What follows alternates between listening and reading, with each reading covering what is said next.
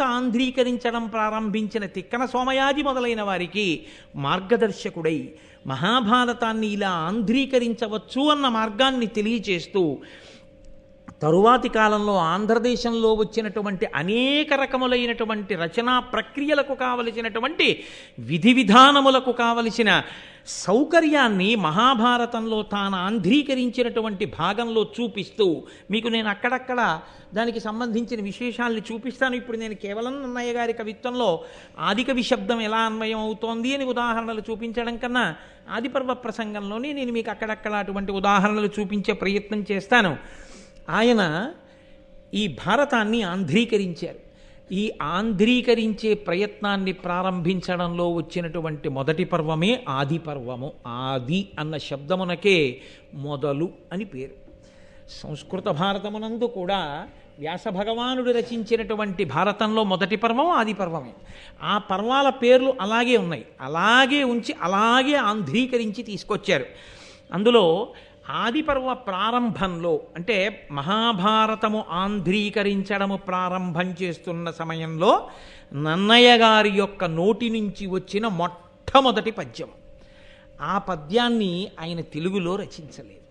దాన్ని ఆయన సంస్కృత భాషలోనే రచన చేశారు. కారణం ఒక్కటే, మనకి దేవతారాధన అని ఒక మాట ఉంది. దేవతారాధనము అంటే భగవంతుణ్ణి ఆరాధించుట. ఏమి మనమే జాతీయ భాష అని ఒక భాషను పెట్టుకుంటున్నామే, రాష్ట్ర భాష అని రాష్ట్రాలు ఒక భాషను పెట్టుకుంటున్నాయే, ఎవరి భాష మీద వాళ్ళకి అంతంత మక్కువ ఉంటుందే. ఈశ్వరుడు కూడా ఒక నిర్ణయం చేశాడు. ఆరాధన యందు నామములు చెప్పుకోవడంలోనూ భగవంతుణ్ణి స్మరించడంలోనూ భజన చేయడంలోనూ మీరు ఇందులో చేస్తున్నారన్న దానితో సంబంధం ఉండదు. కానీ వైదికమైనటువంటి ఆరాధనా విధాన ప్రక్రియ యందు సంస్కృత భాషను మాత్రమే ఉపయోగిస్తారు. అందుకే శ్వేతవరాహ కల్పే అంటాం తప్ప తెల్ల పంది కల్పే అని దాన్ని మళ్ళీ అనువాదం చేసి పూజలో ఎక్కడా ఉపయోగించరు. సంస్కృత భాషలోనే ఉంటుంది. భారతాన్ని ఆంధ్రీకరించడం అనేటటువంటి మహోజ్వలమైన ప్రక్రియని ప్రారంభం చేస్తూ నన్నయ్య గారు దేవతామూర్తుల యొక్క ఆరాధన, ఆ త్రిమూర్తుల యొక్క అనుగ్రహం నాకు కలగాలి అని సంస్కృతంలోనే ప్రారంభించారు. సంస్కృతంలో ప్రారంభించడం తెలుగు భాషకేదో తక్కువతనం చేసినట్టుగా భావించకూడదు. సంస్కృతం తల్లి వంటిది. తాను ఎంత గొప్పవాడైనా కావచ్చు, కానీ తనని కన్న తల్లి తాను చదువుకున్నంత చదువుకున్నది కాకపోవచ్చు. తనని కన్న తల్లి తానిప్పుడు ఎంత ఐశ్వర్యవంతుడో ఆమె అంత ఐశ్వర్యవంతురాలు కాకపోవచ్చు. తానిప్పుడు ఎంత అందంగా ఉన్నాడో తన తల్లి అంత అందంగా అంత పటుత్వంతో శరీర సౌష్ఠవంతో లేకపోవచ్చు. అయినా అమ్మ అమ్మే. అమ్మ కనపడితే నమస్కరించడమే అసలు అవతల వారి వ్యక్తిత్వానికి నిదర్శనం. కాబట్టి ఆ సంస్కృత భాషలో మొట్టమొదటి పద్యాన్ని చేసి ఆ త్రిమూర్తుల్ని గౌరవించి ఆ త్రిమూర్తుల యొక్క శక్తి స్వరూపాల్ని కూడా స్తోత్రం చేయడం నన్నయ్య గారి యొక్క పరిణతికి నిదర్శనం.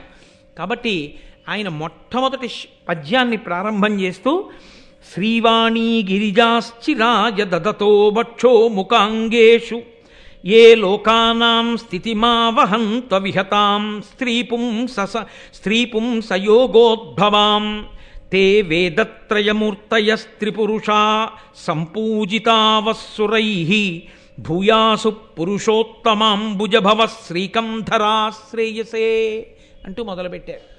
అందులో శ్రీ వాణి గిరిజ. శ్రీ అంటే లక్ష్మి. కవితాపరంగా శ్రీకారంతో ప్రారంభం చేయడం చాలా చక్కటి సంప్రదాయం, శుభప్రదమైనటువంటి ప్రారంభం. కాబట్టి శ్రీకారంతో ప్రారంభం చేశారు. శ్రీ లక్ష్మీదేవి, వాణి సరస్వతి, గిరిజ పార్వతీదేవి. ఈ ముగ్గురమ్మలుగా మూడు శక్తులకు ప్రతీకలు. వాణి సరస్వతి ఆమె కవనశక్తికి ప్రతీక. ఒకరిలో ఉన్నటువంటి ప్రజ్ఞ ఆయన యందే ఉండిపోతే స్వార్థంతో అంతకన్నా ఘోరం ఇంకొకటి ఉండదు లోకంలో.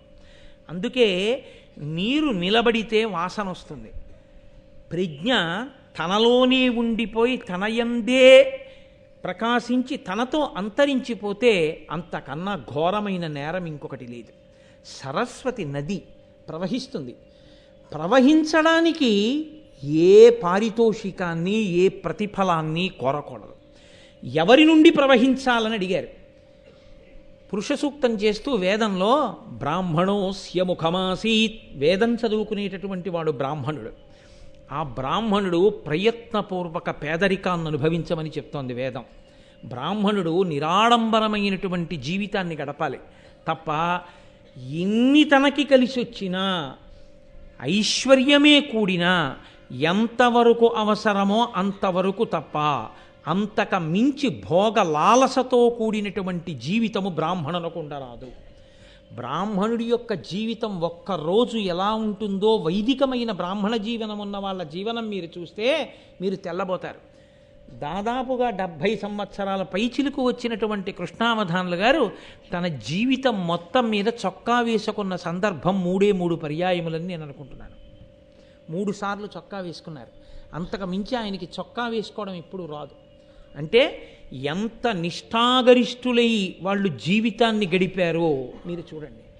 అంత నిష్ఠతో జీవితాన్ని గడిపి తాము సముపార్జన చేసినటువంటి జ్ఞానాన్ని ఏ ప్రయోజనమును అపేక్షించకుండా లోకమునకు అందించడమే తమ కర్తవ్యము అని భావించి దాని వలన వారి శ్వాస ఖేదపడినా, వారి యొక్క హృదయము తల్లడిల్లినా, ఒళ్ళు డస్సిపోయినా, ఆయుర్దాయము తగ్గిపోయినా, అదే పనిగా మాట్లాడడం వల్ల ఊపిరిలు ఖర్చయిపోతే ఆయుర్దాయం క్షీణించిపోతుంది.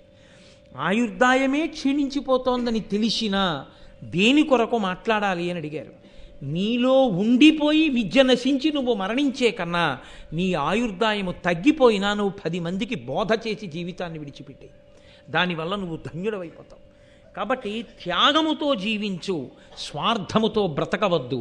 కాబట్టి సరస్వతి ప్రవాహము అది ప్రవహించాలి. ఒకరి నుండి ఒకరికి ప్రవహించి వెళ్ళిందా ఉపయుక్తమవుతుంది. ప్రవహించలేదా ఎవ్వరికీ పనికిరాలేదు. గోదావరి ప్రవహించిందా కొన్ని వేల ఎకరాలు సాగుతాయి, కొన్ని లక్షల మందికి దాహం తీరుతుంది. గోదావరి ఒక్కచోట ఉండిపోయిందా కొన్ని లక్షల మందికి అన్నం దొరకదు, కొన్ని కోట్ల మందికి నీళ్లు దొరకవు. ప్రవహించాలి జ్ఞానం, ప్రవహించాలి తనలో ఉన్నటువంటి ప్రజ్ఞ. కాబట్టి దానికి సరస్వతి అని పేరు. శ్రీ, వాణి, గిరిజ ఈ మూడు శక్తులు. లక్ష్మి సంపద, భోగము, అనుభవించగలిగినటువంటి దారుఢ్యం. కాబట్టి ఈ 3 ఏవైతే ఉన్నాయో ఈ 3టిని 3 మూర్తులు తమ శరీరములలో 3 చోట్ల ధరించి ఉన్నారు. ఎక్కడెక్కడ? వక్షో ముఖాంగేషు. శ్రీ లక్ష్మిని వక్షో గుండెల్లో పెట్టుకున్నాడు ఒక ఆయన. వాణి సరస్వతిని ముఖ అంటే సంస్కృతంలో ముఖ అన్న శబ్దానికి నోరు అన్నది కూడా అదే అర్థం. కాబట్టి నోటి యందు నాలుక చివర నిలుపుకున్నాడు ఒక ఆయన. అంగేషు శరీరంలో సగభాగం ఇచ్చాడు, లేదా శరీరం ఇచ్చేశాడు పరమేశ్వరుడు పార్వతీదేవికి. కాబట్టి ఈ 3 శక్తులను తమ శరీరములో ఉన్నటువంటి 3 అవయవముల యందు నిలుపుకున్న త్రిమూర్తులు ఎవరున్నారో వారు సశక్తియుతులై ఉన్నారు. ఇది నన్నయ్య గారి యొక్క ప్రార్థనా శ్లోకం. మనకి సంప్రదాయము అని ఒక మాట మీతో నేను ఇందాక మనవి చేశానే, వేదంలో ఆచారము అని ఒకటి ఉన్నది అని. పూజ చేసేటప్పుడు శక్తియుతుడైన పరమాత్మనే పూజ చేస్తాం. అందుకే రాముడికి కూడా రాముడిగా పూజ లేదు, శ్రీరాముడిగా పూజ. ఆ శ్రీకారంతో కలవాలి. నారాయణుణ్ణి నారాయణుడిగా, లక్ష్మిని లక్ష్మిగా పూజ చెయ్యం మనం. అసలు లక్ష్మిని పూజ చెయ్యాలంటే ఆయన గుండెల మీద కూర్చుని ఉంటుంది ఆవిడ. లక్ష్మీం క్షీరసముద్రరాజతనయాం శ్రీరంగధామేశ్వరీం, ఆయన గుండెల్లో ఆవిడ ఉంటుంది. అందుకని మీరు విడిగా ఎలా పూజ చేస్తారు? వాళ్ళు కలిసే ఉంటారు. ఈ కలిసి ఉండడం ఉన్నదే, ఈ సశక్తియుతంగా ఉండడం ఉన్నదే, ఇది ఉండరులు కలిసిమెలిసి ఉండడం ఆ కుటుంబ జీవనాన్ని తెలియచేస్తుంది. అందుకే శంకర భగవత్పాదులంతటి వారు శివానందలహరి చేస్తే నిత్యాయ త్రిగుణాత్మనే పురజితే కాత్యాయని శ్రేయసే సత్యాయ ఆద్య కుటుంబినే అంటారు. ఆద్య కుటుంబిని, మొదటి కుటుంబీ అని పిలిచారు పరమశివుణ్ణి. ఆ భార్య భర్త ఆనాటి నుండి ఈనాటి వరకు అలా కలిసి ఉండి సంతానాన్ని పొందుతుండడమే. కలిసి ఉండి సంతానాన్ని, వాళ్ళు బిడ్డల్ని కన్నారు, వాళ్ళ బిడ్డలకు బిడ్డలు పుట్టారు, వాళ్ళ బిడ్డలకు బిడ్డలు పుట్టారు, వాళ్ళ బిడ్డలకు బిడ్డలు పుట్టారు. అలా వంశం తామర తంపరగా ఆచంద్ర తారార్కం వెడుతూనే ఉండాలి. ఒక పక్క గురు పరంపర వెడుతుండాలి, ఒక పక్క వంశములు వెడుతుండాలి. తప్ప ఎక్కడో అక్కడ వంశము తంతువుగా వర్ధిల్లకుండా ఆగకూడదు. అలా వెడుతూనే ఉంటుంది. అలా వెడుతూ ఉండడం అనేటటువంటి ఈ సత్సంప్రదాయానికి నాంది పలికినటువంటి మా ఆరాధ్య దైవములైన ముగ్గురు మూర్తులున్నారే, వారు సశక్తియుతులు. ఆచార రహస్యాన్ని చెప్తున్నారు నన్నయ్య గారు. సనాతన ధర్మమునందు పక్కన శక్తి స్వరూపం లేని పురుషస్వరూపాన్ని కానీ, కేవలము పురుషస్వరూపం కాకుండా స్త్రీ స్వరూపంగా ఉండి పురుషస్వరూప స్పర్శలేని స్వరూపాన్ని కానీ మనం పూజ చెయ్యం. ఎప్పుడూ కూడా అమ్మవారితో కూడిన అయ్యని, అయ్యతో కూడిన అమ్మని, వాళ్ళిద్దరినే మనం పూజ చేస్తాం. అందుకే శంకర భగవత్పాదులు శ్రీశైల పర్వతం మీద అసుర సంధ్య వేళలో నడిచి వెళ్ళిపోతున్నప్పుడు ఆయనకి కనపడిన ఒక నల్లమద్ది చెట్టు కల్లుకున్న తెల్లని మల్లెపూలు పూసినటువంటి ఒక తీగని చూసి కూడా ఆయన పార్వతీదేవి చేత ఆలింగనము చేసుకోబడిన పరమేశ్వరుని యొక్క లింగ స్వరూపాన్ని దర్శనం చేసి కీర్తించారు. సంధ్యారంభ విజృంభితం శృతిశిరస్థానాంతరాధిష్ఠితం సప్రేమ భ్రమరాభిరామమసకృత్సద్వాసనాశోభితం భోగీంద్రాభరణం సమస్త సుమన పూజ్యం గుణావిష్కృతం సేవే శ్రీగిరిమల్లికార్జున మహాలింగం శివాలింగితం అంటారు. శివా అంటే పార్వతీదేవి. ఆవిడ చేత ఆలింగనము చేసుకోబడినటువంటి శివలింగము ఇదిగో నాకు ఈ తెల్లని మల్లెతీగ చేత అల్లుకోబడిన ఈ నల్లమద్ది చెట్టులో దర్శనమిస్తోంది అని స్తోత్రం చేశారు. కాబట్టి ఇద్దరినీ కలిపి ఆరాధిస్తాం. నన్నయ్య గారు అంటున్నారు, శ్రీవాణీ గిరిజాశ్చిరాయ దదతో వక్షోముఖాంగేషు. చిరాయ దదతో ఎప్పటి నుంచి ధరించారు ఇలా? ఎప్పటి నుంచో, చాలా కాలం నుంచి. ఇవాళ కలుసుకోవడం, దెబ్బలాడుకోవడం, ఎల్లుండి విడాకులు ఇచ్చుకోవడం ఈ జాతి సంప్రదాయం కాదు. ఈ జాతి ఆచారం ఎప్పుడూ కలిసి ఉండడమే. ఒకసారి తాళి కడితే ఇక ఆ జన్మకు ఆమెయే భార్య, ఒకసారి తాళి కట్టించుకుంటే ఆ జన్మకు ఆయనే భర్త. ఇద్దరి మధ్య ఘర్షణకి ఏ ఏ ప్రాంతములు ఉంటాయో ఆ ప్రాంతముల యందు ఇద్దరూ రాజీపడి జీవితాన్ని సమన్వయంతో రెండు బండి చక్రాలు కలిసి రథాన్ని నడిపినట్టు నడుపుకోవడమే తప్ప ఘర్షణ పడి విడిపోవడం అన్నది విడాకుల మాట తెలియని ఏకైక జాతి ప్రపంచపటంలో భారత జాతి. కాబట్టి అంత గొప్పది. కాబట్టి స్థిరాయ దదతో వక్షో ముఖాంగేషు ఏ లోకానాం స్థితిమావహంత విహతాం. ఈ లోకమునంతటినీ కూడా రక్ష చేసేటటువంటి ఆ ముగ్గురు మూర్తులున్నారే, ఆ ముగ్గురు మూర్తులు మా తల్లులైనటువంటి ఆ ముగ్గురితో కలిసి ఉంటారో వాళ్ళు స్త్రీ పుంసయోగోద్భవాం. ఆ స్త్రీ పురుష యోగ కారణము చేత ఇదిగో ఈ జనించి ప్రవర్తిల్లినటువంటి ఇంతమంది జనులు ఉన్నారు. కాబట్టి మా అందరికీ వారు ముగ్గురు తల్లిదండ్రులు. ముగ్గురుగా కనపడేటటువంటి ఆ ఒక్కటైన పదార్థం ఉన్నది, అది సృష్టికర్తగా, స్థితికర్తగా, ప్రళయకర్తగా ప్రకాశిస్తోంది. అదిగో అటువంటి ఆ స్వరూపానికి నమస్కారం చేస్తున్నాను. తే వేదత్రయమూర్తయ స్త్రీపురుష. వాళ్లే వేదత్రయంగా ఈ లోకంలో ఉన్నారు. నేను మీతో మనవి చేశాను, వేదం ఒకటి, ఈశ్వరుడు ఒకటి కాదు. ఆ సామవేదము, రుక్, యజ్, అధర్వణ వేదం తదంతర్భాగం అవుతుంది అందులో ఉన్నటువంటి మంత్రభాగం తిరగడం చేత. కాబట్టి శంకర భగవత్పాదులు కూడా అందుకే వేదత్రయీ అంటూ ఆ మూడు వేదములు అన్న మాటతోటే స్తోత్రం చేస్తారు పరమేశ్వరుణ్ణి.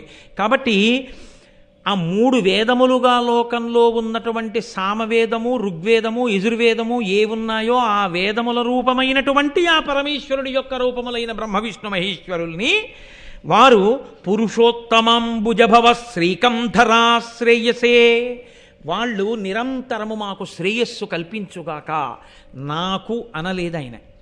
మహాభారతాన్ని ఆంధ్రీకరించినప్పుడు ఎవరు చదువుకోవడం మొదలుపెట్టారో, ఎవరు వినడం మొదలుపెట్టారో వాళ్ళందరికీ కూడా త్రిమూర్తుల యొక్క రక్ష కలుగుగాక. వారందరికీ లక్ష్మీ పార్వతీ సరస్వతుల యొక్క అనుగ్రహము కలుగుగాక. బ్రహ్మ విష్ణు మహేశ్వరుల యొక్క అనుగ్రహము కలుగుగాక. కాబట్టి మాకు అంటూ పురుషోత్తమ అంబుజభవ. పురుషోత్తముడు అన్న మాట శ్రీ మహావిష్ణువుది, మహాదేవుడు అన్న మాట పరమశివుడిది. పురుషోత్తముడు శ్రీ మహావిష్ణువు, అంబుజభవ అంటే కమలంలోంచి తామర పువ్వులోంచి పుట్టినటువంటి వాడు బ్రహ్మగారు. శ్రీకంధర శ్రేయసే, శ్రీకంధర అంటే శ్రీ అంటే విషం, కంధర అంటే కంఠమునందు పెట్టుకున్నవాడు. కంఠమునందు హాలాహలమును పెట్టుకున్నటువంటి పరమశివుడు.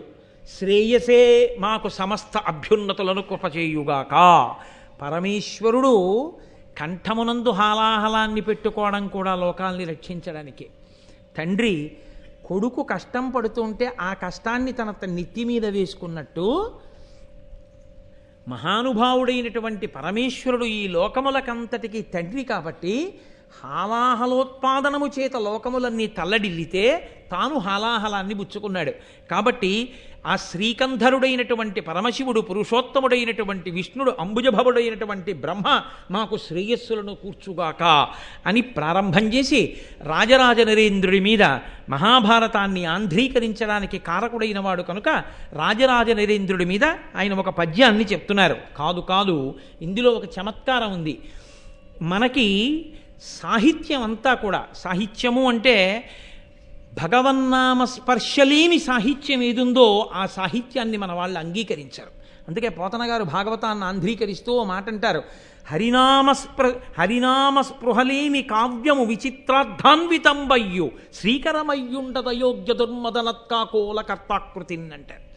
ఎంత గొప్ప గొప్ప శబ్దాలు వేసినా, ఎంత గొప్ప గొప్ప అర్థాలున్నా, ఎంత గొప్పగా రచన చేసినా పరమేశ్వరుడి గురించి చెప్పనటువంటి సాహిత్యం ఏదుందో, భగవద్భక్తిని ప్రబోధం చెయ్యనిదేదుందో అది నిరర్థకము.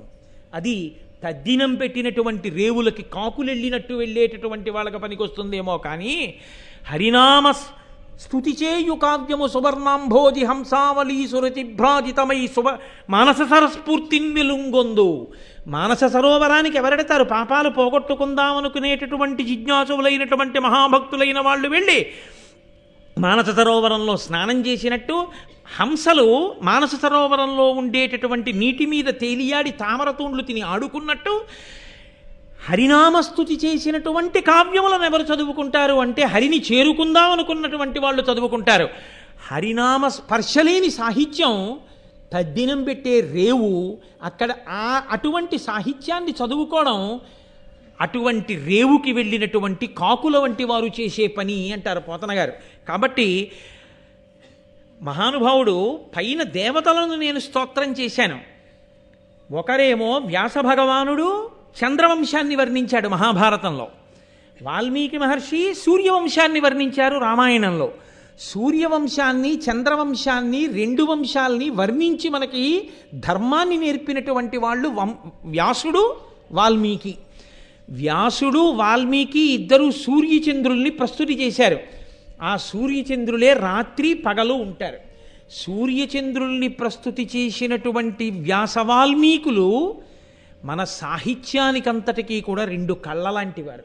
అందుకే వ్యాస భగవానుణ్ణి వాల్మీకిని స్తుతి చెయ్యకుండా, వాళ్ళకి నమస్కరించకుండా అసలు ఏ విధమైనటువంటి భగవత్ సంబంధమైన ప్రసంగాన్ని పెద్దలైన వారు చెయ్యరు. వారిద్దరికీ నమస్కరించి మాత్రమే చేస్తుంటారు.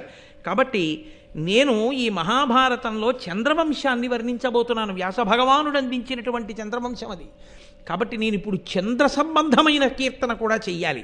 పైన శ్రీ వాణి గిరిజ వాళ్ళ ముగ్గురు, ఆ ముగ్గురిని వహించినటువంటి పుంస్వరూపాల్ని కీర్తించాను.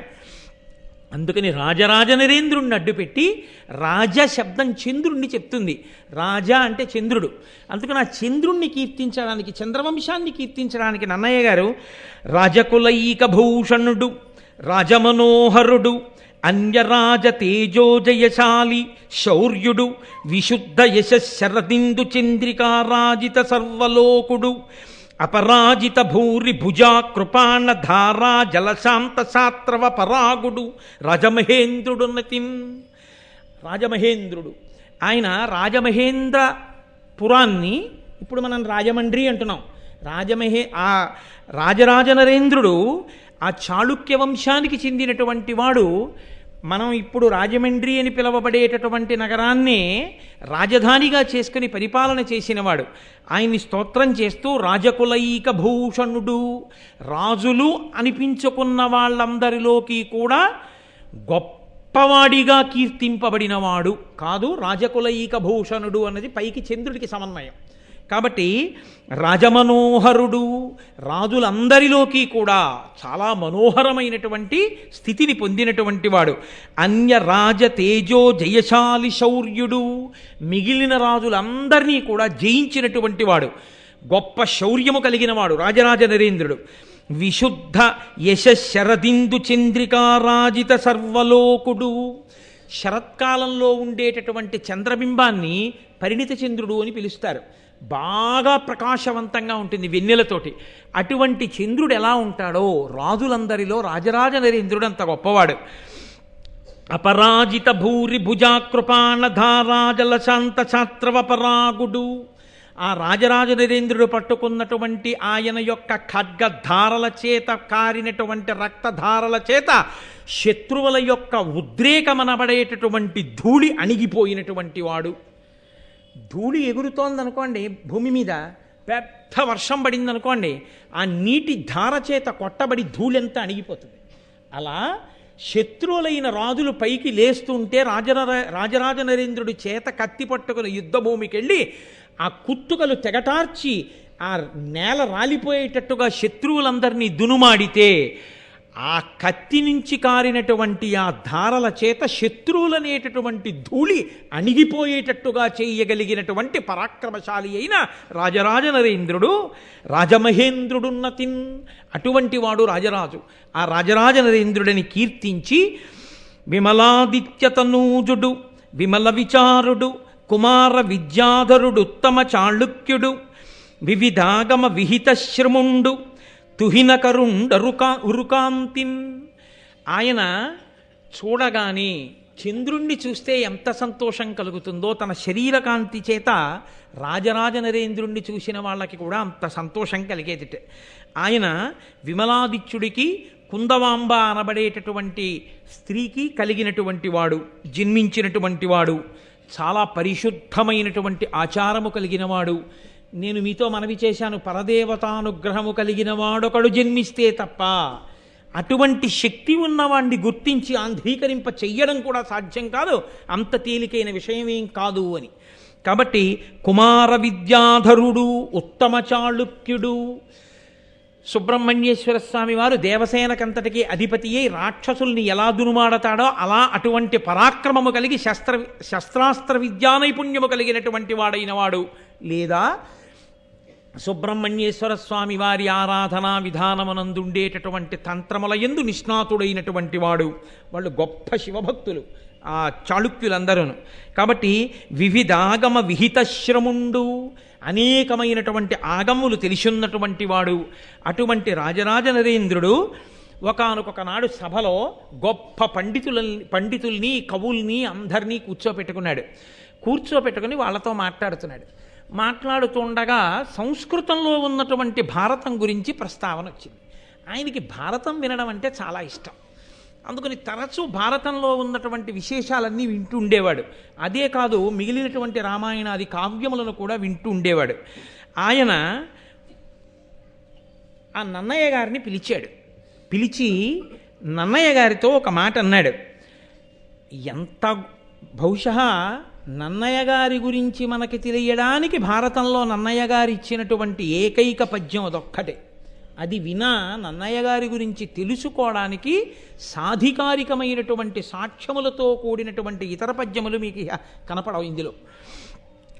తన కుల బ్రాహ్మణు అనురక్తు అవిరళ జప హోమ తత్పరు విపుల శబ్ద శాసను సంహితాభ్యాసు బ్రహ్మాండాది నానా పురాణ విజ్ఞాన నిరతున్ పాత్రం ఆపస్తంభసూత్రు ముద్గల గోత్ర జాతు సద్వినుతావదాత చరితు లోకజ్ఞు ఉభయ భాషా కావ్య రచనాభిశోభితు సత్ప్రతిభాభియోగ్యు నిత్య సత్యవచను మత్యమరాధిపాచార్యు సుజను నన్నపార్యుజూచి పరమధర్మ విధుడు వర చాళుక్యాన్వయాభరణుడిట్టులనియ కరుణతోడా. నన్నయ్య గారిని సభలో ఒకసారి అలా చూశాడు ఆ పండితులు కవుల మధ్యలో. నన్నయ్య గారికి ఉండేటటువంటి లక్షణములు ఎటువంటివో చెప్తున్నారు. ఆయన కులబ్రాహ్మణుడు. కులబ్రాహ్మణుడు అన్న మాట పరంపరాగతంగా కేవలం తన దగ్గర పౌరోహిత్యం చేస్తూనో లేకపోతే తన దగ్గర ఉండేటటువంటి బ్రాహ్మణుల యొక్క పరంపరకి చెందినవాడు మాత్రమే అనో అర్థం ఇచ్చేటటువంటిది కాదు. ప్రభువు ప్రకటించినటువంటి శాసనములను సంస్కృత భాషలో రచన చేసి అందించగలిగినటువంటి దిట్ట అయినటువంటి వాణ్ణి కూడా కులబ్రాహ్మణుడనే పిలుస్తారు. కాబట్టి అటువంటి శక్తి కలిగిన కులబ్రాహ్మణుడు నిరంతరము జపం చేస్తూ ఉంటాడు, హోమం చేస్తూ ఉంటాడు. అంటే హోమము చేత దేవతల్ని ప్రీతి కల్పిస్తూ ఉంటాడు. మంత్రములను జపం చేసి ఆ మంత్రానుష్ఠాన దేవతల యొక్క అనుగ్రహాన్ని పొందుతూ ఉంటాడు. అంటే వేదమునందు మంత్రముల యందు అంత నిష్ట కలిగి అంత గొప్ప దేవతానుగ్రహాన్ని పొందినటువంటి వాడు విపుల శబ్ద శాసనుడైన. ఏ శబ్దానికి ఏ అర్థం ఉంటుందో, దానికి ఎన్ని అర్థాలుంటాయో, ఎక్కడ ఏ శబ్దాన్ని ఎలా ప్రయోగించవచ్చో, ప్రయోగించి ఆ ఫలితాన్ని సాధించుకోవచ్చో, అందరికీ అర్థమయ్యేటట్టు చెప్పచ్చో, భాష మీద శబ్దం మీద ప్రభుత్వం ఉన్నటువంటి వాడు. అనేకమైనటువంటి పురాణములు, 18 పురాణములను సమగ్రముగా చదువుకున్నవాడు, ఆపస్తంభ సూత్రముల యందు పుట్టినటువంటి వాడు, ముద్గల గోత్రమునందు జన్మించినటువంటి వాడు, పెద్దల చేత గౌరవింపబడినవాడు, లోకజ్ఞానము కలిగినటువంటి వాడు, సంస్కృతాంధ్ర భాషల యందు మహాపండితుడు, గొప్ప విద్వత్తు కలిగినటువంటి వారందరి చేత కీర్తింపబడినవాడు. ఇన్ని ఉండి కూడా పరమ వినయంతో విధేయతతో భగవద్భక్తితో నోరు విప్పితే ఎన్నడూ అసత్యము పలకక సత్యమును మాత్రమే పలికేటటువంటి వ్రతమున్నవాడు. దేవతలకి ఆచార్యుడైనటువంటి బృహస్పతి ఎటువంటి వాడో ఈ లోకంలో రాజరాజ నరేంద్రుడి దగ్గర ఉన్నటువంటి భూలోకంలో బుద్ధికి బృహస్పతి వంటి వాడు. అటువంటి నన్నయాచార్యుని చూసి పిలిచాడాయన. పిలిచి ఒక నమస్కారం చేసి, మహానుభావ నన్నయ, నీ వంటి ప్రాజ్ఞుడు జన్మించాడయా, నీ యొక్క గొప్పతనాన్ని మేము వినియోగించుకోవాలి. అటువంటి ప్రభువులు ఉన్ననాడు కదా జాతికి అందేది ఇటువంటివి. అటువంటి శక్తి ఉన్నవారు ఉన్నా వారిని గుర్తించి వారి నుండి రాబట్టగలిగిన సమర్థత ప్రభువులకి లేకపోతే సాలగ్రామాలు కూడా రాళ్లల్లోనే ఉండిపోతాయి. ఆ సాలగ్రామాల్ని నువ్వు వేరు చేసేది ఎప్పుడు, పూజ చేసేది ఎప్పుడు, వాటి అనుగ్రహాన్ని నువ్వు పొందగలిగేది ఎప్పుడు? కాబట్టి ఆ రాజు పిలిచి అన్నాడు, మహానుభావ, నాకు ఇష్టమైనవేవో నీకు తెలుసు, నీవు నాకు కులబ్రాహ్మణుడవు, కాబట్టి ఇవాళ నేను కొత్తగా చెప్తున్నానని నువ్వు నమ్మవలసిన పని లేదు. నాకు ఇష్టమైనవి ఈ లోకంలో 5 ఉన్నాయి. ఆ 5 నాకు ఇష్టమైనవి అని ఇవాళ నేను చెప్తే నిజమేనా ఈయన చెప్పేది అని నువ్వు శంకించవలసిన అవసరం లేదు. నీకు బాగా తెలుసు నా నడవడి ఎంతను. ఇవి ఏనున్ సతతంబునా ఎడగరం విష్టంబులయ్యుండు బాయవు భూదేవకులాభితర్పణమిహీయ ప్రీతియున్ భారత శ్రవణాసక్తియు పార్వతీపతి పదాబ్జధ్యాన పూజా మహోత్సవమున్ సంతత దానశీలతయు శశ్వత్సాధు సంగత్యమున్. ఎప్పుడైనా తాత అయిపోయిన తర్వాత అయినా కనీసం తాతగారండి మీకేంటండి తాతగారండి ఇష్టం అని అడిగితే ఈ 5 మళ్ళీ కాపీ కొట్టి చెప్పకపోయినా మా తాతగారు ఇలా చెప్పేవారు అని గుర్తుంచుకోవడానికి వీలుగా మనవలకి ఒక్కటి చెప్పుకోగలిగిన బతుకు బతకగలిగితే మనిషి వాడు ధన్యుడు. తప్ప ఇన్నేళ్ళు వచ్చినా ఎన్ని తరాలు చూసినా తాతగారు మీకు ఏమి ఇష్టమండి అని అడిగినప్పుడల్లా తాతగారు నాకు వంకాయ అల్లం పెట్టిన కూరే ఇష్టం రా అన్నవాడు పుట్టలోని చెదలు పుట్టవా గిట్టవా దేని కొరకు? రాజరాజ నరేంద్రుడు చెప్పుకుంటున్నాడు, నాకు 5 ఇష్టం. మీకు తెలుసు నన్నయాచార్య, ఇవి ఏనున్ సతతంబునా ఎడగరంబిష్టంబులయ్యుండు. ఒకప్పుడు ఇష్టంగా ఉండి ఒకప్పుడు ఇష్టం పోవడం కాదు, సతతంబు నాకెప్పుడు ఇష్టం. 5 చెయ్యాలని నా మనసు ఉవ్విళ్ళూరుతూ ఉంటుంది. ఏమిటో తెలుసా, బాయవు అవి పోవు. బా చేశాంగా ఎన్నాళ్ళు చేస్తాం అంటే వద్దులే నిజమే చేశాం కదా అని నా మనసు తృప్తిపడదు. ఈ 5 మళ్ళీ మళ్ళీ మళ్ళీ మళ్ళీ చెయ్యాలనిపిస్తుంటుంది. మళ్ళీ మళ్ళీ చెయ్యాలని అనిపించేవి చాలా ఉంటాయి. విశ్వనాథ సత్యనారాయణ గారు చెప్పారు, చేసిన సంసారమే చేస్తున్నావు కానీ రాసిన రామాయణం రాయడానికి నీకేమిటి ఇబ్బంది అన్నారే. కాబట్టి నాకు 5 ఇష్టం, అవి వదలవయా నా మనసుని మళ్ళీ మళ్ళీ చేయమంటాయి. ఏమిటో తెలుసా, భూదేవ కులాభితర్పణ మహీయ ప్రీతియున్. భూదేవకులు భూదేవం ఈ భూమి యందు దేవతల వంటి బ్రాహ్మణులు ఆ వేదం చదువుకుని పరమభక్తితో జీవనం చేసేటటువంటి బ్రాహ్మణులు కనపడ్డప్పుడు వాళ్ళని సేవించాలని వాళ్ళకి నమస్కరించాలని నా మనసు వెంపర్లాడుతుంటుందయ్యా. భారత శ్రవణాసక్తియు భారతం ఎన్ని మాటలు విన్నా ఇంకా వినాలి ఇంకా వినాలి ఇంకా వినాలనిపిస్తూనే ఉంటుంది. నిజమో అబద్ధమో నన్నయ్య గారికి తెలీదు. నన్నయ్య గారు రోజు వింటలా రాజరాజ నరేంద్రుడు చెప్తున్నది యథార్థమే, అందుకు కదూ ఆంధ్రీకరించారు. అంటే నన్నయ్య గారి లాంటి శక్తి ఉన్నవాడు ఉన్నా ఆయనకి ఆంధ్రీకరించాలన్న కోరిక పుట్టాలంటే అటువంటి రాజు కూడా పుట్టద్దు. అందుకని నేను రాజరాజ నరేంద్రుడిని తక్కువ చెయ్యొద్దు అంటున్నాను. కాబట్టి భూదేవ కులాభితర్పణ మహీయ ప్రీతియున్ భారత శ్రవణాసక్తియు పార్వతీపతి పాదాబ్జాన పూజా మహోత్సవమున్. ఎంత గొప్పగా చెప్పుకున్నాడండి. పార్వతీపతి ఒక్క శివపూజ అనలేదు ఆయన. శివపూజగా కాదు, ఇది కదా నన్నయ్య గారి పద్యం ఆచారం. ఇద్దరిని కలిపి పూజ చేస్తాం మనం. పార్వతీ పరమేశ్వరులు లక్ష్మీనారాయణులు అలా అంటాం. కానీ వాణి హిరణ్యగర్భాభ్యాం నమః శిశి పురంధరాభ్యాం నమః అంటాం. కానీ ఎవరో ఒకరిని పిలిచి ఒకరిని వదిలేయడం మన సంప్రదాయంలో లేదు. అందుకే పిలుపుకి కూడా అంత మర్యాదగానే పిలుస్తాం. మనం పిలిస్తే వేసినా అంత మర్యాదగానే వేస్తాం. శ్రీమతి మరియు శ్రీ అని. మన జాతి సంస్కారం అటువంటిది, దానికి ఉన్న వైభవం అటువంటిది.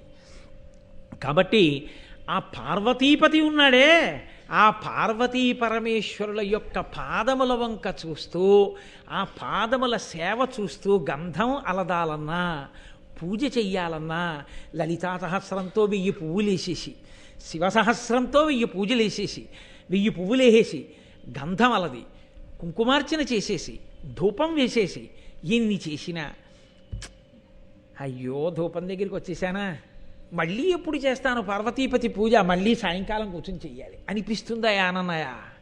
ఏమిటో నాకు ఆ పార్వతీపతి పూజ అంటే అంత ఇష్టం. అంటే ఆయన విష్ణుద్వేషికాడు. ఆయనకి శివుని యందు అనురక్తి, కానీ రాజరాజ నరేంద్రుడు విష్ణుద్వేషికాడు. అది భక్తి అన్న మాటకి పరిపూర్ణమైనటువంటి నిర్వచనం. కాబట్టి నాకు ఆ పార్వతీపతి పాదములను ఎప్పుడు పూజ చేస్తానా అని ఉంటుందయ్యా. సంతత దానశీలతయు, ఎప్పుడూ దానం చెయ్యాలి ఉండడం ఒకెత్తు, దానం చెయ్యాలన్న కోరిక ఉండడం ఒకెత్తు. సాధారణంగా ఉండడము అన్న మాటకి లక్ష్మి విషయంలో ఉండేటటువంటి ప్రారంధం ఏమిటో తెలుసా అండి? దాచుకుందామనే ఉంటుంది తప్ప ఇద్దాము అని అనిపించదు. అసలు శాస్త్రంలో పెద్ద రహస్యం ఏమిటో తెలుసా అండి? దేనికి దాచుకుంటాడని అడగండి. నాకే ఉండాలని దాచుకుంటాడు. అసలు పిచ్చాడయ్యి ఎలా దాచుకుంటాడు, కానీ నాకే ఉండాలని దాచుకున్నది నీకు రాదు, నీ బిడ్డలకు వెళ్ళిపోతుంది, గుట్టుకుని ఊపిరి అయిపోతే. నీకే ఉండాలనుకుంటే నువ్వు దానం చేస్తే నీ ఖాతాలో పడుతుంది. అంటే అంతా ఇచ్చేయమని చెప్పరు, కనీసం కొంతైనా దానం చేయకపోతే ఎవడి శక్తికి తోచింది వాడు చేయకపోతే ఎలా? ఉత్తర జన్మలలో నువ్వు దాచింది నీతో రాదు, నాది నాది అనుకుంటాడు. నాది నాది అనుకున్నదంతా బిడ్డలకు వెళ్ళిపోతుంది, లేదా ఎవరికి వెళ్ళిపోతుందో కూడా చెప్పలేడు. కానీ నువ్వు ఇచ్చుకున్నదేదో అది మాత్రం నీదిగా వస్తుంది. అసలు నీది చేసుకోవడం అన్న మాటకు అర్థం ఏంటంటే నువ్వు బతికుండగా దానం చేసుకోవడం. నువ్వు బతికుండగా దానం చేయడం మానేసి 10 కోట్లు కొడుక్కిచ్చి వాడు ఏదో చేస్తాడనుకుంటే వాడు 11 రూపాయలు గోదానం చేస్తాడు. వాడు గోదానం ఎందుకు చేస్తాడు? తండ్రికి ఏ బుద్ధో కొడుకు అదే బుద్ధి, వాడు చేస్తాడు ఏంటి? బతికుండగా నువ్వు చేయింది చచ్చిపోయా కొడుకు చేస్తాడా? అందుకే దానం చేసేటప్పుడు కొడుకుని దగ్గర పెట్టుకోమన్నారు, పెద్దల శుశ్రూష చేసేటప్పుడు తల్లి కూతురుని దగ్గర పెట్టుకోమన్నారు. పెద్దల శుశ్రూష ఇలా చెయ్యాలన్న మాటని తల్లి దగ్గర కూతురు నేర్చుకుంటుంది. తండ్రి దానం చూసి ఓహో నాన్నగారులా ఇలా బతకాలన్నమాటని కొడుకు నేర్చుకుంటాడు. కొడుకు నేర్చుకోవడానికి యోగ్యమైన బతుకు లేని తండ్రి, కూతురు నేర్చుకోవడానికి యోగ్యమైన నడవడి లేని తల్లి, నాకెందుకు వచ్చిన గొడవ? కాబట్టి రాజరాజ నరేంద్రుడు అంటాడు, నాకు భారత కథాశ్రవణాభిరతిన్ మదీయ చిత్తము అనిశంబు, నాకు చాలా ఇష్టమైనవయ్యా. సంతత దానశీలతయు, ఎప్పుడూ దానం చెయ్యాలని నా మనసు కోరుకుంటూ ఉంటుంది. శశ్వత్సాధు సాంగత్యమున్, సాధు పురుషులైన వాళ్ళు ఉంటారే, పరమభక్తులైన వాళ్ళు, వాళ్ళతో స్నేహం కోరుకుంటూ ఉంటానయ్యా. వాళ్ళకి దగ్గరగా ఉండాలని, వాళ్ళు నన్ను స్మరిస్తూ ఉండాలని, వాళ్ళతో నేను చనువుగా ఉండగలగాలని, వాళ్ళ పక్కన తిరగగలిగినటువంటి ఆ చొరవ, స్వాతంత్ర్యం నాకు నిలబడాలని కోరుకుంటాను. ఎందుకు కోరుకోవడం? దాని యందు వేరొక ప్రయోజనాన్ని కోరి కాదు. ఆయన ఆ సత్పురుషుడు అంకుశం లాంటివాడు, మనము ఏనుగు తొండం లాంటి వాళ్ళం. ఏనుగు తొండం ఎప్పుడూ ఆగదు, ఇలా నడిచి వెడుతూ ఎత్తి ఆ పూలకొమ్మ లాగుతుంది. ఇలా వెడుతూ నేను ఒకసారి శృంగేరిలో చూశాను, ముందు వెళ్ళిపోతున్నాడు, కొప్పులో పూలు లాగింది ఏనుగు. ఏదో పని దానికి, ఆ తొండం ఉత్తినే ఉండదు. మామట ఏం చేస్తాడంటే పక్కనే ఆ అంకుశం పట్టుకుని ఆ తొండం మీద ఇలా అంటాడు, అంటే మళ్ళీ కిందికి దింపేస్తుంటుంది, మళ్ళీ కాసేపు ఆగి మళ్ళీ ఎత్తుతుంది, మళ్ళీ ఏదో పీకుతుంది, మళ్ళీ ఇలా అంటాడు, మళ్ళీ దింపుతుంది. సత్పురుషుడితోటి సాంగత్యం ఎటువంటిదో తెలుసా అండి? రామకృష్ణ పరమహంస చెప్పిన మాట, అంకుశం ఉన్న మావటిని పక్కన పెట్టుకోవడం లాంటిది. ఆయనతో కలిసి ఉన్నారనుకోండి, ఆయన జీవన విధానం ఎటువంటిదో మీకు తెలిసి ఉంటుంది. తెలిసి ఉండి ప్రయోజనం ఏమి ఉండదు. ఆయన ఎలా జీవించాలనుకుంటున్నారో దానికి తగినట్టు మీరు జీవించగలగాలి. ఆ జీవితాన్ని మీరు పుణికి పుచ్చుకోగలగాలి తప్ప ఆయనతో కలిసి ఉండి ఆయనకి ప్రతిబంధకంగా మీరు నిలబడితే అది మళ్ళీ కాళ్ళలో కర్రెట్టడం అవుతుంది. ఉపయోగమే ఉంటుంది? పక్కన ఉన్న వాళ్ళందరూ శిష్యులని మీరు అనుకుంటున్నారా? ఒక్కనాటికి కాదు. ఎక్కడో ఉన్నా ఆదర్శంగా తీసుకుని ఆ ప్రేరణ పొంది జీవించిన వాడు ఉంటాడు, ఆ స్ఫూర్తి పొందినవాడు, వాడు మహానుభావుడు. నేను ఏదో గొప్పకి చెప్పాను అనుకోకండి, మీకు నేను ఒక విషయం చెప్తే నేను ఆశ్చర్యపోయాను. ఆదివారం నాడు నాకు అమెరికా నుంచి, ఇతర దేశాల నుంచి ఓ గంట ఫోన్లు మాట్లాడుతూ ఉంటాను. ఏదో వాళ్ళకి అలా పాపం ఒక గంట కేటాయించాను, వాళ్ళు మా సంతోషపడతారు. అందులో నాకు అమెరికా నుంచి ఒక ఆయన ఫోన్ చేస్తుంటాడు. ఆయన ఎప్పుడో నేను చెప్పిన శివానంద లహరి విన్నాడు. నీ చెప్పినా అంటే నా గొప్ప అని నేను చెప్పట్లేదు, ప్రేరణ, ఎక్కడో ఒక ప్రేరణ, అది నా అదృష్టం, నేను ప్రేరణ కావడం అంతే. ఆయన ఎంత గొప్ప శివభక్తి తత్పరుడు అయ్యాడంటే, మనం ఇన్ని ఉన్న ఇక్కడుండి నేర్చుకోలేకపోతే అమెరికాలో ఉన్న ఆయన వారాంతపు సెలవుల్లో కొన్ని 100 కిలోమీటర్ల దూరంలో ఉన్న వ్యక్తుల దగ్గరికి వెళ్ళి వాళ్ళ దగ్గర నువ్వు అబ్బాయి గుండు చేయించుకుని పిలక పెట్టుకుని పంచ కట్టుకుని కూర్చుంటే నీకు నేర్పుతాం రుద్రం, లేకపోతే నీకు నేర్పమంటే అలాగే కూర్చుని 10 మంది నవ్వినా కూడా ఉద్యోగం చేసేటప్పుడు సిగ్గుపడకుండా నేను రుద్రం నేర్చుకోవలసిందే అని వారాంతపు సెలవుల్లో వెళ్ళి రుద్రం నేర్చుకుని ఆయన నాకు ఫోన్లో ఆ రుద్రం వినిపిస్తుంటాడు. గురువుగారు ఇక్కడ వరకు నేర్చుకున్నానండి వాళ్ళని. నాకు మొన్నటి వారం ఫోన్ చేసి చెప్పాడు, ఈ మహాశివరాత్రికి పుస్తకం లేకుండా రుద్రంతో అభిషేకం చెయ్యాలనుకున్నాను, గురువుగారు నేర్చేసుకున్నాను. కాబట్టి ఇప్పుడు నేను రుద్రం నేర్చుకున్నాను కాబట్టి సంతోషంగా కాకినాడ వస్తున్నాను. మహాభారత ప్రవచనాలు అవుతున్నాయి కదా, శివరాత్రి వెళ్ళిపోయిన తర్వాత అమెరికాలో బయలుదేరి వస్తాను, వచ్చి మీ దర్శనం చేసుకుంటానండి అన్నాడు. నేనెందుకు పొంగిపోయానో తెలుసా అండి? అతన్ని నే చూడలేదు, నన్ను అతను చూశాడేమో నాకు తెలియదు, ఏవో ఈ క్యాసెట్లు ఉంటాయి కాబట్టి.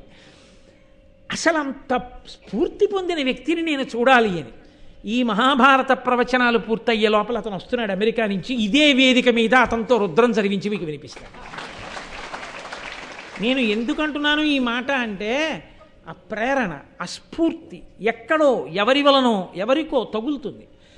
ఆ ప్రేరణని నిలబెట్టుకోగలిగిన వాడు ఉంటాడే, వాడు సత్పురుష సహవాసముగా మార్చుకున్నవాడు తప్ప అది ఆ ప్రయోజనాన్ని అలా సిద్ధింప చేసుకోనప్పుడు మీరు ఎన్నాళ్ళు ఎవరి పక్క నుండి ఏ ప్రయోజనం నాకు చెప్పండి? ఏమైనా ఉంటుందా దానివల్ల ప్రయోజనం? ఏమీ ఉండదు. కాబట్టి ఆయన అంటాడు, శశ్వత్సాధు సాంగత్యమున్, నాకు నిరంతరము సాధు పురుషులతో కలిసి ఉండడం అన్నది ఇష్టమయ్యా, నాకు ఈ 5 ఇష్టం. కాబట్టి నన్నయ్య నేను ఒక్క కోరిక కోరుకుంటున్నాను, నువ్వు మహాపురుషుడివి, ఉభయ భాషా ప్రవీణుడివి, నిరంతర హోమ మంత్ర జప తత్పరుడవు, నా కొరకు నువ్వు ఒక్క ఉపకారం చేయాలయా, భారతాన్ని ఆంధ్రీకరించాలి. ఏమయ్యా మిగిలిన వాటిని ఆంధ్రీకరించమని అడగకుండా భారతాన్ని అడుగుతున్నావే అంటావేమో. అమల సువర్ణ శృంగ ఖురమై కపిలంబగు గోశతంబు ఉత్తమ బహువేద విప్రులకు దానము చేసిన తత్ఫలంబు తథ్యమ సమకూరు భారత కథాశ్రవణాభిరతిన్ మదీయ చిత్తము అనిశంబు భారత కథాశ్రవణ ప్రవణంబ కావునన్. అసలు ఒక్క గోవుని దానం చేస్తేనే వేదమంత్రాల్లో ఒక విచిత్రమైనటువంటి మాట ఉంది. మీరు ఒక గోవుని దానం చేస్తే 100 గోవుల్ని దానం చేసినట్టు లెక్కలో వేసుకుంటారు. అందుకే గోదానం పుచ్చుకున్న వాళ్ళు ప్రత్యేకంగా పక్కకెళ్ళి జపం చేసుకుంటారు. ఎందుకంటే వాళ్ళకి 100 గోవులు దానం పట్టిన ఫలితం వాళ్ళ ఖాతాలో పడకుండా ఉండడం కోసం. అప్పుడు వాళ్ళకు ఒక్క గోవు దానం పుచ్చుకున్నటువంటి ఫలితం వాళ్ళకి వేస్తారు ఆ మంత్రజపం చేస్తే. ఇచ్చిన వాడికి మాత్రం 100 గోవులు ఇచ్చినట్టే వేసేస్తారు. గోవులన్నీ ఒకెత్తైతే మహాభారతంలోనే అనుశాసనిక పర్వంలో ఉంది, పరమేశ్వరుడు మళ్ళీ గోవులలో కొన్ని గోవులకి ఉత్కృష్ట స్థితిని ఇచ్చాడు. ఆయన తన 3వ కంటిలో నుండి తేజస్సు కొంత తీసి కొన్ని గోవుల యందు ప్రవేశపెట్టాడు. ఆ గోవులు గోరోజన వర్ణాన్ని పొందాయంటే పూర్తి ఎర్రటి ఎరుపు కాదు, కొద్ది ఎరుపు రంగుని పొందుతాయి. వాటిని కపిల గోవులు అంటారు. ఒక్క కపిల గోవుని దానం చేసినా, ఒక్క కపిల గోవుకి సేవ చేసినా, ఒక్క కపిల గోవుకు ఒక అరటిపండు పెట్టినా చాలా సంతోషం. కానీ మన ప్రారంధం ఏమిటంటే తనంత తానుగా కపిల గోవు సాధు గోవు వచ్చి దేవాలయాల ముందు నిలబడితే కర్ర పట్టుకుని అదే పనిగా కొడుతుంటారు కొన్ని చోట్ల. ఎంత ఆశ్చర్యంగా ఉంటుందో, ఏమిరా ఈ ప్రారంధం అని అనిపిస్తుంది. కాబట్టి రాజరాజ నరేంద్రుడు అంటున్నాడు, అమల సువర్ణ శృంగ కురమై కపిలంబ గుఘోషతంబు. ఇక్కడ అసలు గోవుయే దొరకడం కష్టం, సరి అయిన గోవు దొరకాలి. కాదు కపిల గోవు దొరకాలి. అది ఎటువంటి కపిల గోవు అయి ఉండాలి? గొప్ప పొదుగుండి ఇలా శిరములను ముట్టుకుంటే పాలు విడిచిపెట్టాలి. అది విపరీతంగా పోట్లు పొడిచేటటువంటి ఆవై ఉండకూడదు. చక్కటి ధేను ఉండాలి, చూడముచ్చటగా ఉండాలి, సాధుగోవై ఉండాలి. ఇప్పుడు ఆ ఆవు పాలు పిండుకున్నవాడు ఆవు పాలు కాచి తోడు పెట్టుకుని పెరుగు తినేటటువంటి వాడై ఉండకూడదు. పరమ సంతోషంతో ఆవు పాలు చేత పట్టుకుని నమస్తే అస్తు భగవన్ విశ్వేశ్వరాయ మహాదేవాయ త్రయంబకాయ త్రిపురాంతకాయ త్రికాగ్నికాలాయ అంటూ పరమేశ్వరుడికి అభిషేకం చేసుకుని రమించిపోయేటటువంటి వేదాంగములను చదువుకున్నటువంటి బ్రాహ్మణుడు దొరకాలి. అటువంటి బ్రాహ్మణుడు ఎందుకు దానం పుచ్చుకుంటాడు? ఆయన నా ఇంట అభిషేకం చేసుకోవడానికి ఒక గోవు ఉంటే బాగుండు, నేను రోజు ప్రదక్షిణం చేయడానికి గోవు దొరికితే బాగుండని ఈ గోవు దానం పుచ్చుకుంటానని పరమప్రీతితో వచ్చి దానం పుచ్చుకునేటటువంటి యోగ్యమైన వేదాంగములు జరిగిన బ్రాహ్మణుడు దొరకాలి. అప్పుడు నువ్వు దానం చేయాలి. దేశము కాలము నీ దగ్గర పుచ్చుకునేవాడు ఇవ్వడానికి గోవు ఇన్ని కలిసి రావాలి. కానీ అమల సువర్ణ శృంగ కురమై ఒకవేళ అటువంటి గోవు దొరికినా గోవుని దానం చేయగలవేమో. ఆ బ్రాహ్మణుడు ఈలోగా ఇంకొకళ్ళ దగ్గర గోవు చేసుకున్నాడు అనుకోండి, చాలండి నాకెందుకండి ఇన్ని ఆవులు, నేను పెంచుకోలేను, నాకు ఒక గోవు చాలా మహాప్రభావం, ఇంకా నాకు అక్కర్లేదంటే. నువ్వు ఇంకా తరించాలి అనుకుంటే ఆ ఆవు కొమ్ములు ఎంత పరిమాణంలో ఉంటాయో వాటికి తగిన శుద్ధమైన బంగారంతో ఆ గోవు కొమ్ములకు బంగారంతో, అది శుద్ధ బంగారం, ఇంకా ఏదీ కలవకూడదు, శుద్ధమైన బంగారంతో ఆ కొమ్ములకు అలంకారములను చేయించాలి. వాటి డెక్కలకి బంగారపు తొడుగులు చేయించాలి. గిట్టలకి ఆ కొమ్ములకి గిట్టలకి బంగారపు తొడుగులు చేయించి కపిలగోవుని ధేనువుతో తెచ్చి వేదాంగములు చదువుకున్న బ్రాహ్మణుడికి దానం చేస్తే ఫలితం చెప్పడం నా వల్ల కాదు. రాజరాజ నరేంద్రుడు అంటున్నాడు, అమల సువర్ణ శృంగ కురమై కపిలంబ గుఘోషతంబు ఉత్తమ బహువేద విప్రులకు దానము చేసిన తత్ఫలంబు. 1000 మంది వేదాంగములు చదువుకున్నటువంటి అనుష్ఠాన తత్పరులైన బ్రాహ్మణులను తీసుకొచ్చి నించోపెట్టి వాళ్ళందరినీ కూడా సత్కరించి కూర్చుండబెట్టి అర్ఘ్యపాద్యాదులిచ్చి బంగారు తొడుగులతో కూడినటువంటి ఈ 100 కపిలగోవుల్ని తీసుకొచ్చి ఈ కపిలగోవులన్నింటినీ కూడా ఈ బ్రాహ్మణులకు దానము చేసినటువంటి వాడు 100 కపిలగోవులు బంగారు తొడుగులతో ఇచ్చిన వాడికి ఎంత ఫలితమో మహాభారతాన్ని విన్నవాడికి అంత ఫలితం. కాబట్టి ఎంత తేలికయా ఇది? మహాభారతం పోని వినడం ఏమైనా కష్టమైందా? వింటుంటే అబ్బా అబ్బా అబ్బా అబ్బా అని జుర్రుకు తాగవలసినటువంటి విషయం. ముంజికాయ తినేవాడు అంత తేలిగ్గా ఏం తిండవు, చాలా కష్టపడవలసి ఉంటుంది. బొటనవేలు ఆ కన్నంలో పట్టాలి, నాలా బాగా బొద్దుగా ఉన్న బొటనవేలు అనుకోండి, ఆ కళ్ళంలో పట్టదు. ఆ పట్టని బొటనవేలు అందులో పెట్టి ఊడకుండా బయటికి ఉండిపోయి అక్కడి నుంచి లాగండి లాగండి అంటే అదో అప్రతిష్ట. జాగ్రత్తగా అందులో వేలు పెట్టాలి, ఆ వేలు పెట్టి పైకి తీయాలి, అది బుళుక్కుని కింద పడిపోకుండా ఉండాలి, నోరు పెట్టాలి, ఆ నీళ్లు తాగాలి, దాన్ని జాగ్రత్తగా ఉత్తరించి ఆ మెత్తటి అందులో ఉన్నటువంటి ఆ గుజ్జుని ఆస్వాదించాలి, అది జీర్ణం అవ్వాలి. ఇన్ని గొడవలు. ఇంత కష్టపడి ముంజికాయ తినడం చాలా బాధతో కూడుకున్నటువంటి విషయం అయి ఉండొచ్చు. కానీ ఎక్కడో దొరికినటువంటి మంచి సువాసనతో కూడినటువంటి పరక కొత్తపల్లి కొబ్బరి మామిడి పళ్ళు వృద్ధుడైపోయిన వాడి చర్మం ఎలా ముడతలు పడిపోతుందో అలా ముడతలు పడిపోయి ముట్టుకుంటే చిరిగిపోయే చర్మంతో తీయటి రసంతో కూడుకున్నది 13 పళ్ళు తెచ్చి గడ్డిలో పెడుతుంటే పొరపాటున ఒక పండు జారి తేనె జాడీలో పడిపోయింది అనుకోండి. ఇన్ని మాటలు లెక్కెట్టినా 12 ఉన్నాయి, నాకు ఇచ్చినవాడు 13వది ఇవ్వలేదని బాధపడ్డాడు. 12 పళ్ళు తినేశాడు. వారం రోజులు అయిపోయిన తర్వాత పరమేశ్వరుడికి అభిషేకం చేద్దామని, శివరాత్రి కదా ఎక్కువ తేనె చేద్దామని జాడీ వంపి తేనె పాత్రలో పోస్తున్నాడు.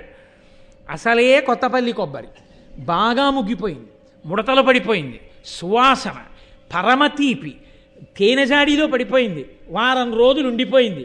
తీసి చేత పుచ్చుకుని ఇలా అన్నాడు అనుకోండి, ఇంత రసం నోట్లో కారిపోయింది అనుకోండి, ఏం కష్టపడాలా తినడానికి తాగడానికి?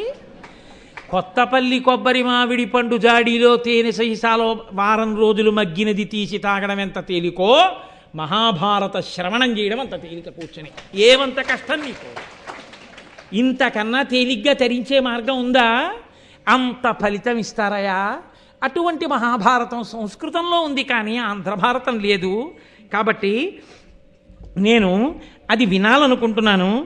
కాబట్టి ఇంత ఫలితాన్ని ఇచ్చేటటువంటి మహాభారతాన్ని మహానుభావ ఆంధ్రీకరించవలసింది అన్నారు. అంటే నన్నయ్య గారు అంగీకరించిన ఘట్టాన్ని చెప్పి ఇవాళ ఉపన్యాసాన్ని పూర్తి చేస్తాను. వీడు ఇలా చెప్తూ వెళ్ళిపోతాడేమో శివరాత్రి వరకు అని మీరు కంగారు పడకూడదు. కాబట్టి నన్నయ్య గారు అంటారు, అమలిన తారకా సముదయంబుల నిన్నను సర్వవేద శాస్త్రముల అశేషసారము ముదంబున పొందను బుద్ధివాహు విక్రమమున దుర్గమార్ధ జల గౌరవ భారత భారతీ సముద్రము తరియంగ ఈదను విధాతృనకై నను నెరబోలునే. రాజరాజ నరేంద్ర, నువ్వు అడిగావు భారతాన్ని ఆంధ్రీకరించండి నన్నయ్య గారు అని అడిగావు. అలాగేనండి, తప్పకుండా చేస్తాను. నేను కాకపోతే ఎవడు చేస్తాడు? ఇన్నాళ్ళకి నేను పుట్టాను కాబట్టి చేస్తాను అంటే నన్నయ్య గారు ఎందుకు అవుతారు? అలా అంటే నన్నయ్య గారి నోటి వెంట ఆ పలుకులు ఎందుకు వస్తాయి? ఆయన వినయం అటువంటిది. ఇంత సమర్థుడయ్యుండి, ఆదికవి అయ్యుండి ఆయన అంటున్నారు, అమలిన తారకా సముదయంబుల నిన్నను, ఆకాశంలో ఉండేటటువంటి నక్షత్రాలన్నింటినీ తప్పు లేకుండా లెక్కెట్టు. నీకోటి లెక్క తెలిసేమిటి, నేను ఇన్ని చెప్తే అన్నీ అనుకుంటానంటావేమో. నిన్ను అడిగినవాడు ఈశ్వరుడు, ఆయన ఈ నక్షత్ర మండలాన్ని సృజించినవాడు. నువ్వు తప్పు చెప్తే ఆయన చెప్పలేడు. ప్రతిరోజు రాత్రి నువ్వు నక్షత్రాలని లెక్క పెట్టడం మొదలుపెట్టినా, బతికున్నన్నాళ్ళు లెక్కబెట్టినా నక్షత్రాలని ఖచ్చితంగా లెక్కబెట్టి చెప్పగలవా? చెప్పలేవు. అలా సర్వవేద శాస్త్రముల అశేష సారము ముదంబున పొందను.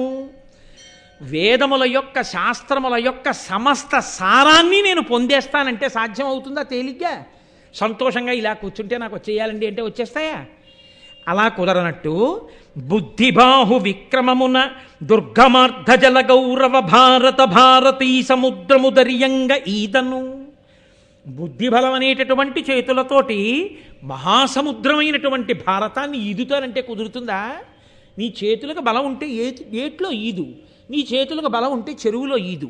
అంతేగాని నా చేతులకు బలం ఉందండి, పక్క ఊళ్ళో చెరువులో ఈదాను, అందుకని ఈ చేతులతోటే సముద్రానికి యువతల ఒడ్డు నుంచి అవతల ఒడ్డుకి ఈదుతానండి అంటే ఈదుతావా? కొంత దూరం వెళ్ళేటప్పటికి రెక్కలు అలిసిపోతాయి, ఏవో జలచరములు తినేస్తాయి. కాబట్టి బాహుబలం సముద్రాన్ని ఈదడానికి సరిపోదు. నాకు ఏదో కవనశక్తి ఉండొచ్చు, నాకు ఏదో భాష మీద ప్రభుత్వం ఉండొచ్చు, అయితే మాత్రం మహాభారతం అనేటటువంటి సముద్రాన్ని నేను ఈదగలనా రాజరాజ నరేంద్ర? మది కాబట్టి విధాతృనకై నను నెరబోలునే.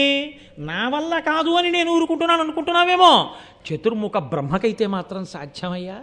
అంత గొప్పదయా మహాభారతం. చతుర్ముఖ బ్రహ్మగారే చెప్పగలడా అన్నారంటే అటువంటి మహాభారత నిర్మాణం చేసిన వేదవ్యాసుడు ఎంత గొప్పవాడై ఉండాలి. కాబట్టి ఆయన అన్నాడు, అయినా నేను ఆంధ్రీకరిస్తాను. ఎందుకు ఆంధ్రీకరిస్తానో తెలుసా? ఒక్క కారణానికి ప్రయత్నం మొదలు పెడతాను. నాకేమీ రాదని ఇలా తల వంచుతాను. ఇలా నేను ఎవరి ముందు తల వంచాలో వారి ముందు ఇలా తల వంచితే వారు నన్ను అనుగ్రహించి నన్ను వారి చేతి పనిముట్టుగా స్వీకరించారా, జరిగిపోతుంది అంతే కథంతా. నేను చేస్తున్నానంటే కదూ నాకు సమర్థత. ఎవరు నన్ను వస్తువుగా స్వీకరించాలో వారు స్వీకరించిన తర్వాత ఎందుకు నడవదు? కాబట్టి ఇదిగో నేను ఇప్పుడే నమస్కారం చేస్తున్నాను.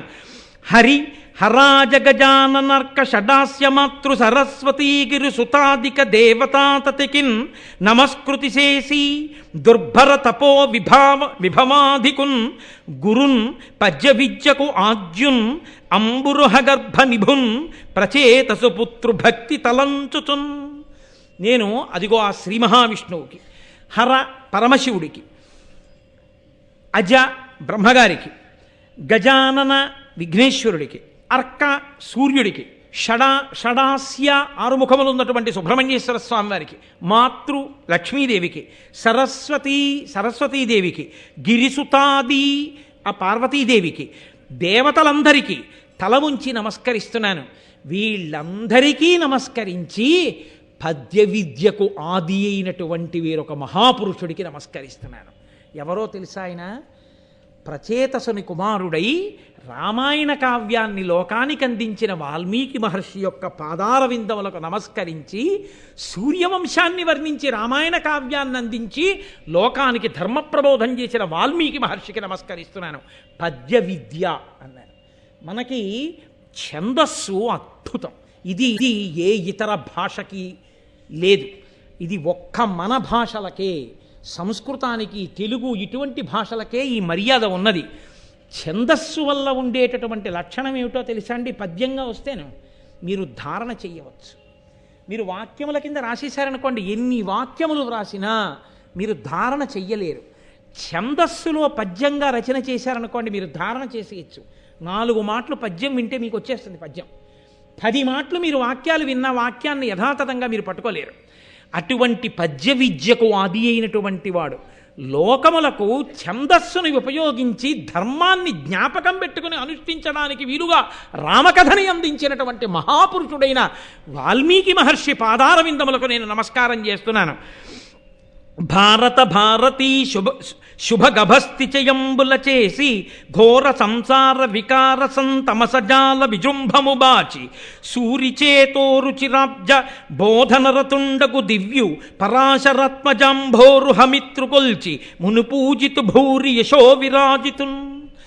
అదిగో భారతమనబడేటటువంటి ఆ గ్రంథములోని కిరణములనబడేటటువంటి ఆ జ్ఞాన కిరణముల చేత అంధకారం అనేటటువంటి చీకటిని పోగొట్టగలిగినటువంటి సూర్య సమానుడైన వేదవ్యాసుడున్నాడే, పండితులైనటువంటి వారి హృదయములన్నీ కూడా ఎవరి గురించి వినగానే ఇలా విప్పారుతాయో, ఎవరు సంతోషిస్తారో, ఏ మహానుభావుడు పరాశరునికి పుత్రుడిగా జన్మించాడో, ఏ మహానుభావుడు సంసారం అనేటటువంటి చీకటిని తొలగత్రోయగలడో, ఎవడు అజ్ఞానమును నశింపచేసి జ్ఞానమును ఇయ్యగలడో, ఎవడు ధర్మమును ప్రబోధము చెయ్యగలడో, ఎవడు వేద విభాగం చేశాడో, ఎవడు అష్టాదశ పురాణములను ఇచ్చాడో, ఎవడు పంచమవేదం అనేటటువంటి మహాభారతాన్ని లోకానికి అందించాడో, ఎవడి పాదములకు నమస్కరించినంత మాత్రం చేత ఏ విధమైన సంశయములు లేకుండా సమస్తము కరతలామలకమవుతుందో, ఎవరి పేరు చెప్పగానే గొప్ప పండితులైనటువంటి వారి హృదయములు పులకరింతలు కలిగి విప్పారుతాయో, అటువంటి వేదవ్యాస భగవానుడి యొక్క పాదార విందములకు నమస్కరించి మహాభారతాన్ని ఆంధ్రీకరించడం ప్రారంభం చేస్తాను. రాజరాజ నరేంద్ర, నీ కోరిక తప్పకుండా నెరవేరుతుంది, ప్రారంభం చేస్తానని నన్నయ్య గారు రాజరాజ నరేంద్రుడికి మాట ఇచ్చి భారతాన్ని ఆంధ్రీకరించడం ప్రారంభం చేసినటువంటి ఘట్టం దగ్గర ఇవాల్టి ప్రారంభోపన్యాసాన్ని పూర్తి చేస్తూ, రేపు మొట్టమొదటి ఘట్టం, అత్యద్భుతమైనటువంటి ఘట్టం, అది వ్యాసుడికే చెల్లు, ఆంధ్రీకరించడం నన్నయ్య గారికే చెల్లు. ఎన్ని ధర్మాలు ప్రతిపాదన చేస్తారో, ఎన్ని గహనమైన రహస్యములు దాచారో ఆ విషయాల్ని రేపటి రోజున ప్రస్తావన చేస్తాను. రేపు సాయంకాలం సభా ప్రారంభ సంబంధమైన ఇతర విషయములు ఉండవు కాబట్టి 6:30 ఖచ్చితంగా ప్రారంభం చేసేద్దాం. మంగళాశాసనపరై మదాచార్య పురోగమై సర్వైశ్చ పూర్వైరాచార్యై సత్కృతాయాస్తు మంగళం. మంగళం కోసలేంద్రాయ మహనీయ గుణాత్మనే చక్రవర్తి తనూజాయ సర్వభౌమాయ మంగళం ఉమాకాంతాయ కాంతాయ కామితార్థప్రదాజినే శ్రీగిరీశాయ దేవాయ మలినాథాయ మంగళం కరచరణకృతం వా కర్మవాక్కాయజం వా శ్రవణనైనజం వా మానసం వాపరాధం విహితం వా సర్వమేత్తక్షమస్వా శివ శివ కరుణాబ్ధే శ్రీ మహాదేవ